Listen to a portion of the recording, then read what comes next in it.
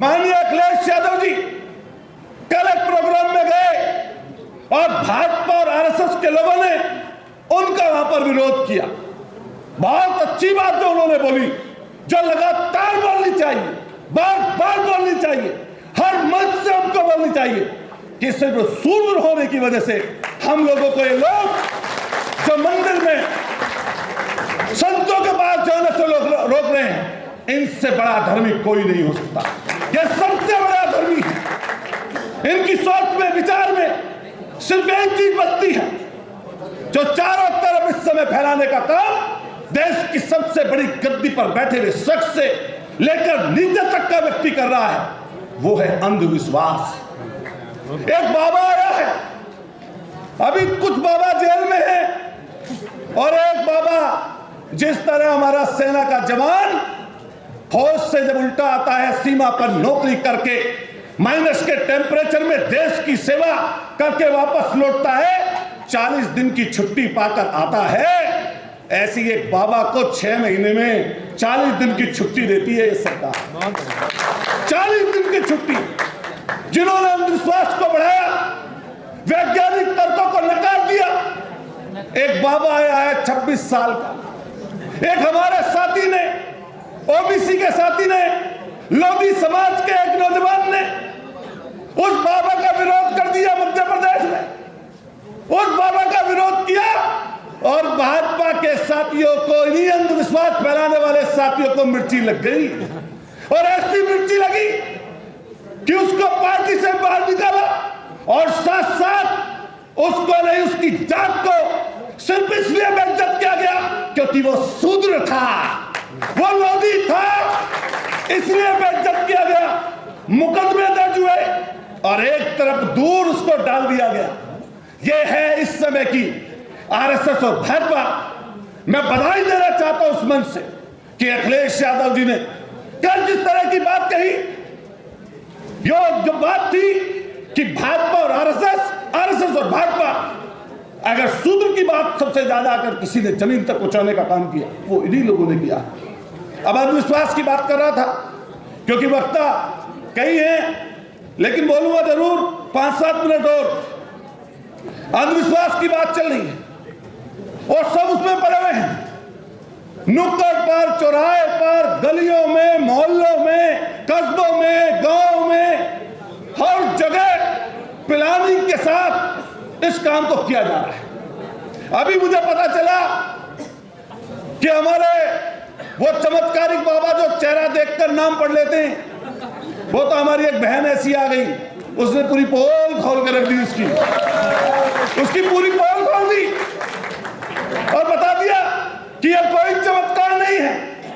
हमारी उस बहन ने अच्छे कपड़े पहन कर टीवी पर आकर उन्हीं एंकरों के सामने जो आरएसएस और भाजपा की ढपली लेकर ढोल पीटते रहते हैं, उसी के सामने उस ऐसी मेन स्ट्रीम मीडिया को, जनता के सामने जो शब्द मुझे बोलना नहीं चाहिए, नंगा करने का काम किया कि आपकी जो बातें हैं, आपकी जो सोच है, जिसको रोज परसते हो लोगों के सामने, उसको अलग करने का काम किया। लेकिन आपने एक चीज नहीं जानी होगी कि उस बालेश्वर बाबा को अगर कोई सपोर्ट कर रहा है हिंदुस्तान में, तो देश की सबसे बड़ी गद्दी पर बैठे हुए व्यक्ति से लेकर भाजपा आरएसएस का एक व्यक्ति सपोर्ट कर रहा है।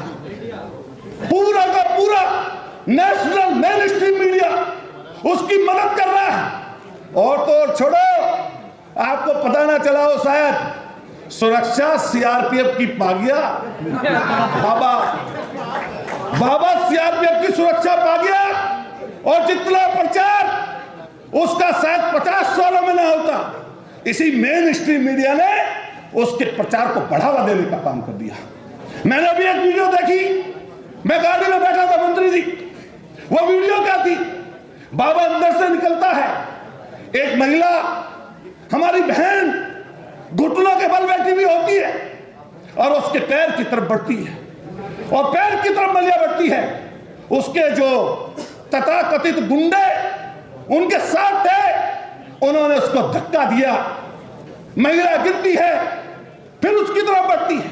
यह विश्वास किसने पैदा किया? यह विश्वास आया कहां से? और अगर सबसे ज्यादा यह अंधविश्वास है कहीं पर, यह मुसलमान भाइयों के पसमानदा समाज में है और हमारे यहां गरीब पिछड़े नौजवान, आज की तारीख में नौजवान लोगों में भी है। और कौन करने वाला है? यह पूरी सरकार एक एजेंडा के तहत इस अंधविश्वास को फैलाती है। और दूसरी तरफ एक तरफ वैज्ञानिक पत्नी की बात करते हैं और दूसरी तरफ नींबू और वो मिर्ची जहाज पर टांगते हैं। नींबू और मिर्ची जहाज पर टांग कर चलते हैं। और तो छोड़ो, इनकी खूबियां बहुत हैं, ऐसी खूबियां जो इनको गद्दी दिला रही है। सीट पर ये बैठे हैं और हम सब लोग उसी राह पर चल पड़े हैं। अभी जिक्र किया आपने बिहार का, हमारे उन साथी का, अभी स्वामी प्रसाद मौर्य जी की बात चल रही थी। अरे अपना अपना विचार है, आपको कोई चीज अच्छी लगती है, किसी को चीज अच्छी नहीं लगती। लेकिन एक चर्चा और बताऊंगा विश्वास की। हमारे आदरणीय प्रधानमंत्री जी प्रयागराज में गए थे कुंभ के मेले में। 3-4 तरफ से कैमरे सजे थे। हमारी एक सफाई कर्मचारी महिला आती है, अभी लक्ष्मण भाई की बात पर आऊंगा, उसके बाद महिला आती है और एक अच्छा कालीन बिछा होता है, मूड़े नुमा स्टूल लगे रहते हैं, प्रधानमंत्री जी उस पर विराजते हैं। देश के सबसे शक्तिशाली, प्रतिभावान, फेक ओबीसी उस पर विराजते हैं और उस बेचारी हमारी महिला सफाई कर्मचारी के पैरों को धुलने का काम करते हैं और देश में एक मैसेज देते हैं कि ये पूरी सरकार इन गरीब लोगों के साथ है। इससे एक लोगों के मन में बात गई कि हमारे वाल्मीकि समाज और हमारे जो सफाई कर्मचारी हैं उसके पैर धुलने का काम किया। बेशक वो पैर पहले साबुन से अच्छे वाले से धुलवाए गए होंगे, वो बात अलग है, लेकिन अगर वो थे सही, अगर सफाई कर्मचारी हमारे, अगर वो वाल्मीकि समाज को कुछ देना चाहते थे, उन सफाई मजदूरों को कुछ देना चाहते थे, तो जैसे ही पहला हाथ मलते तो कहते कि जितनी संविदा पर कर्मचारी हैं, सफाई कर्मचारी, मैं पूरे उत्तर प्रदेश और देश के जहां भी भाजपा शासित प्रदेश है उनको सबको परमानेंट करता हूं। तो पैर धोने का कुछ फायदा होता? अरे छोड़ो, परमानेंट ना करते, कम से कम यही कह देते, कम से कम ये कह देते कि जिस आउटसोर्सिंग पर उन सफाई के कर्मचारियों को ठेके पर रखकर हम लोग उनकी सैलरी काटकर उनको पैसे देते हैं, वो पैसे सरकार सीधे उनके खाते में पहुंचाएगी, तो कम से कम 2-4 हजार रुपए का फायदा उनका हो जाता। अरे और छोड़ो, अगर और कुछ अच्छा करना था तो लास्ट में पैर धोते और धोते धोते कम से कम यही कह देते कि 500 रुपए बढ़ा देंगे। वो भी नहीं कहा, वो भी नहीं कहा, क्योंकि ये लोग दिखावे की पूरी पॉलिटिक्स करते हैं। पूरी पॉलिटिक्स इनकी दिखावे की है। महिलाओं की बात आती है, जब हमारी बहनें, हमारी अध्यक्ष यहां से चली गई, उन्होंने कुछ बात अच्छी रखी और मुझे बोलने का उसमें मौका था कि मैं और मेरी पत्नी दोनों सामाजिक सेवा में, मैं आज यहां पर खड़ा हूं तो हमारी पत्नी हमारे क्षेत्र में गई होंगी, हमारी पत्नी हमारे क्षेत्र में गई होंगी और हम उनका पुरजोर समर्थन करते हैं। लेकिन एक बात है, वो बात हम सबको समझनी पड़ेगी कि जब हम महिलाओं की बात करते हैं तो वोटिंग राइट से लेकर अगर किसी ने अधिकार दिया, जब सावित्रीबाई फुले जी हमारे और तमाम लोगों की चर्चा करते रहते हैं, लेकिन ये वोटिंग राइट से लेकर बराबरी का अगर अधिकार किसी ने दिया, बाबा साहब भीमराव अम्बेडकर जी ने दिया। अभी ओबीसी की चर्चा जब लगातार चलती रहती है, हम बोलते रहते हैं, लेकिन मैं गुर्जर समाज से हूं, ओबीसी समाज देश की आजादी से लेकर 1857 की मेरठ की क्रांति से लेकर ऐसी कोई जगह नहीं, ऐसा कोई पुराना पेड़ नहीं जहां पर हमारे लोग उन्होंने कुर्बानियां न दी। लेकिन अंग्रेजों ने छिन भिन कर दिया, बाद में सरकार इस तरह की रही, उन्होंने छिन भिन किया। मैंने जगह जगह जाकर यह बात कही कि किसी के पास पैसा हो सकता है, किसी के पास पैसा नहीं हो सकता। अभी हमारे दिल्ली में आप जाइए, हमारे समाज के लोग, मैं उनसे भिन्नता कई बार इस चीज की रखता हूं कि आपकी समस्याएं अलग है, मेरठ में रहने वाले हमारे समाज की समस्या अलग है। यहां पर आपके पशु नहीं है, खेती नहीं है, तो आप दिन में 12 बजे उठोगे तो कोई दिक्कत नहीं है। लेकिन जिसके यहाँ पशु बंधा हुआ है, जिसके यहाँ खेती होती है, जिसको मजदूरी पर जाना है, जिसको ड्यूटी पर जाना है, जिसको नौकरी पर जाना है, उसको सुबह उठना पड़ेगा। तो इसलिए भिन्नता है, अलग अलग चीजें चलती हैं। क्योंकि यहां पर सोशल मीडिया के लोग बैठे हैं, स्वामी प्रसाद मौर्य जी की बात का जिक्र कर रहे हैं। माननीय अखिलेश यादव जी ने बिल्कुल सही बात कही कि बिहार में जिस तरीके से जनगणना हो रही है, अरे भला हो माननीय सुप्रीम कोर्ट का कि उस मनुस्मृति को मानने वाले लोग जिन्होंने जाकर सुप्रीम कोर्ट में केल दायर कर दी, सुप्रीम कोर्ट ने ये अच्छा डिसीजन कर दिया कि वापस जाइए, ये सरकार का अधिकार है, वो जातीय जनगणना अगर नहीं कराएगी तो आरक्षण को सही तरीके से लागू कैसे करेगी। ये तो बात अच्छी कह दी। ये बेशक बात इसलिए बोली कि इनके ऊपर लड़ाई चल रही है, बहुत रोज लड़ाई टीवी पर अखबार में। रिज्जू कुछ कह रहे हैं, प्रधानमंत्री जी कुछ कह रहे हैं। प्रधानमंत्री जी कह रहे हैं कि सुप्रीम कोर्ट के मुख्य न्यायाधीश ने बड़ा अच्छा काम किया। रिज्जू रोज गाली दे रहे हैं। ये गाली इसलिए दे रहे हैं कि प्रेशर बनाते हैं, डराते हैं, लालच देते हैं, और इसीलिए ये पूरी की पूरी अभी लक्ष्मण भाई पर मुकदमा लगाया, एक ये भाषण दिया एक जगह अयोध्या में और मुकदमा लग गया। अरे कोई बात नहीं, कह दें दो 2-4 दिन जेल भी काट लेना, हम लोग काटे हुए हैं, कोई फर्क नहीं पड़ता। एक आध बार गए नहीं गए, जब जाओगे तो फिर बुरी नहीं लगेगी। तो इन्होंने क्या बोला, आप सब लोगों ने सोशल मीडिया पर इनको सुनते रहते हैं। मैंने बताया ना कि मेरे और इनके बोलने में कई बार अंतर हो सकता है। देखिए, वोट लेने वाला जो व्यक्ति होता है, जिसको वोट की जरूरत होती है, सरकार बनती है, उसमें कई बार भिन्नता आ जाती है। सामाजिक संगठन में उसमें, और मुकदमा जो लगा, मैं तो कहूं कि कम से कम 2 दर्जन मुकदमे जब तक ना लगे, जब तक क्या फायदा। तो बोलते जाओ बोलते जाओ, अरे आपकी बात लाखों लोग सुन रहे। आपने बहुत अच्छी बात की, मैं तो बधाई देता हूं और चाहूंगा इस सभागार में जोरदार ताली बजाइए ऐसे नौजवान साथियों के लिए। बधाई के बाद मिलकर हम लोग काम करना पड़ेगा। अभी 1-2 चीज बोलकर पीछे से, अरे अब तो जब थोड़ी देर तो इतने जमे हुए लोग हैं, जाने वाले नहीं हैं। क्या ये बंद हो जाएगा क्या 5 बजे? अच्छा लाइव, कोई बात नहीं। हाँ, अभी संतों महात्माओं की ऐसी बोली हो सकती है क्या? मान लिया मेरे से किसी को नाश्ता बाकी है, तो आप करोड़ रुपए का इनाम बोल दे रहे हो किसी के सिर पर। आप किसी के जबान को काटने की बात कर रहे हो, और जिनके पीछे पहले झाड़ू बांध दी जाती थी, जिनके गले में मटका लटका दिया जाता था, जिनको पीने का पानी या अपने से दूर बैठाया जाता था, जिनको सैकड़ों सालों तक आपने दबाया, कुचला, बर्बरता से उनकी बेटियों को, उनकी महिलाओं को कुचलने का काम किया। और इससे आगे की बात बोलूंगा तो शर्मसार हो जाएंगे हम सब लोग। किस तरीके से हमारी महिलाओं को, हमारी बहनों को पूर्व में किस तरीके से वेशभूषा में रहने के लिए विवश किया जाता था, आज तो उसके ऊपर क्यों नहीं बात करता? एक बात उन्होंने बोल दी तो उसके ऊपर चर्चाएं गर्म है। मैंने कई जगह कई मौकों पर कहा है, पत्रकार साथी मेरे से कल इंटरव्यू लेना है, मैंने कहा पार्टी का प्रवक्ता नहीं हूं। उन्होंने कहा 1-2 विषयों पर बात कर दीजिए, लोकल की बात रखी, और बाद में फिर इसी बात पर आगे स्वामी प्रसाद मौर्य जी। मैंने कहा मैं एक पॉलिटिकल आदमी हूं, मैं किसी की भावनाओं का आहत करने वाला नहीं हूं।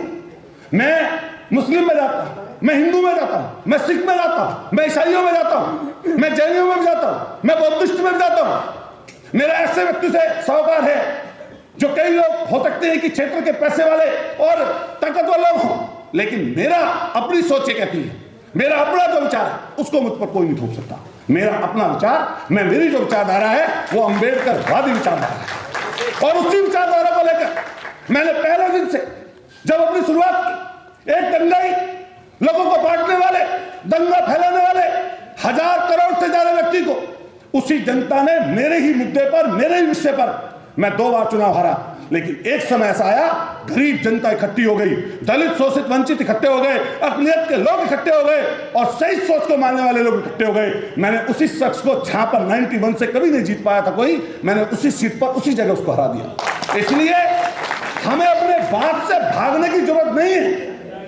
एक मुद्दा एक समय ऐसा आएगा कि आपकी चीजें परिवर्तित हो जाएंगी।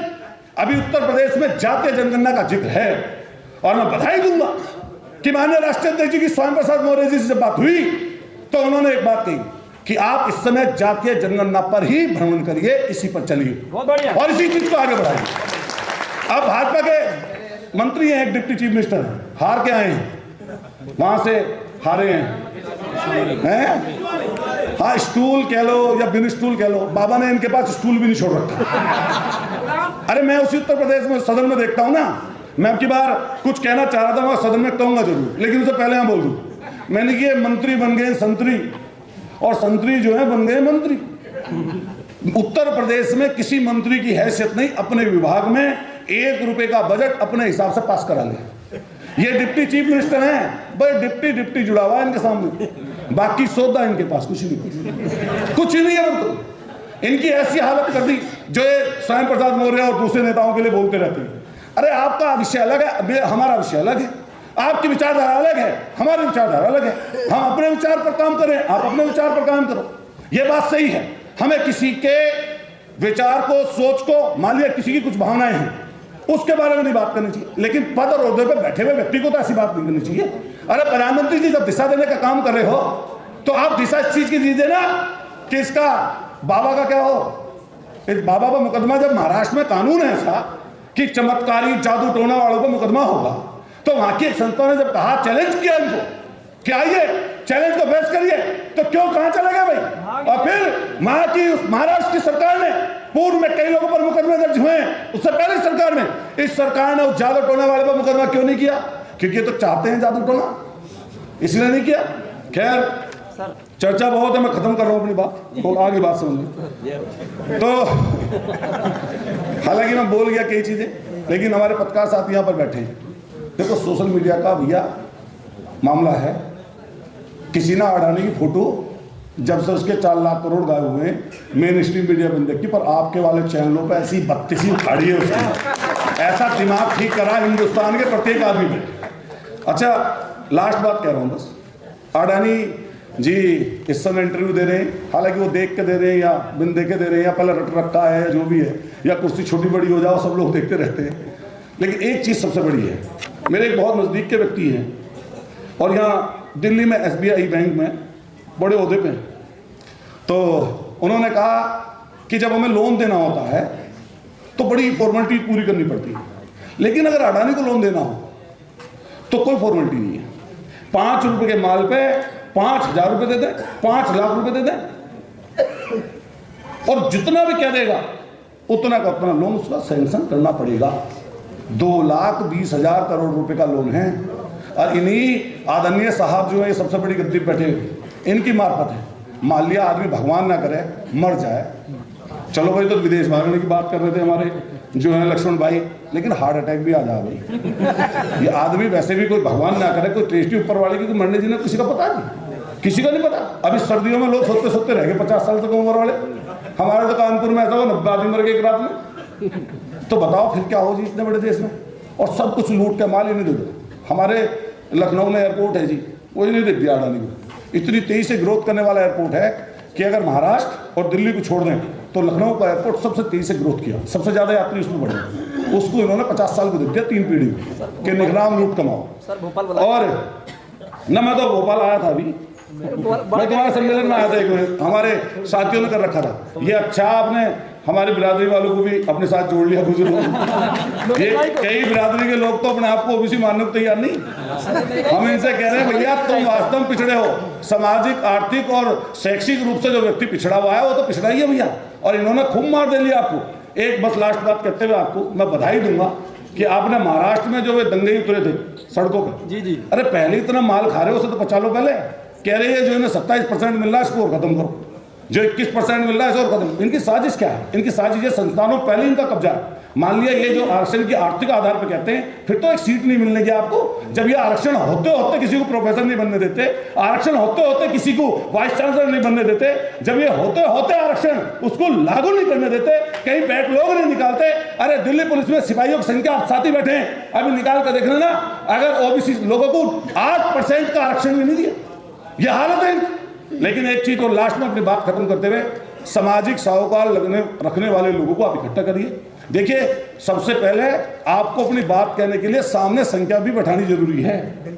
कई बार जैसे हम लोग कई बार ये कहते हैं कि जैसे मान लिया आपने लक्ष्मण भाई ने वाली बात बोली, सोशल मीडिया के माध्यम से लोग सुनेंगे, लेकिन मान लिया कई बार 1 लाख की आबादी इकट्ठी है, तो 1 लाख की आबादी अगर इकट्ठी है और उसमें आपकी स्पीच सबकी हो तो 1 लाख लोग करोड़ों लोगों तक वो बात पहुंचा रही है। लेकिन ये कब होता है? जब कोई जनाधारी और क्षेत्रीय, देखो उत्तर प्रदेश और देश में अलग अलग क्षेत्रों में लोग बटे हुए, अगर आप क्षेत्रीय नेताओं को भी अपने संग जोड़ेंगे इस संगठन में और उसको इकट्ठा करेंगे और एक छतरी बनाएंगे तो आपको ज्यादा लोगों तक बात पहुंचाने का मौका मिलेगा। राजकुमार सैनी जी बैठे हैं, इन्होंने बहुत पंगा लिया, इन्होंने बहुत पंगा ले रखा है, लेकिन पंगे से डरते मालिक है नहीं, ऐसे हम लोग भी हैं। कितना बड़ा कर लो, हमने तो कहा तुम परमानेंट अगर हम जैसे आदमी को जेल में रखो, हमारा दिमाग बदल के दिखा दो, हम मानने लगे। कैसे बदल दोगे भाई दिमाग? भाई लालच है, डर, दो ही तो चीजें हैं ना, डर है ना लालच। तो भैया कौन जो तुम्हारे विचार से वो हो जाए। खैर मैं अपनी बात को खत्म करता हूँ।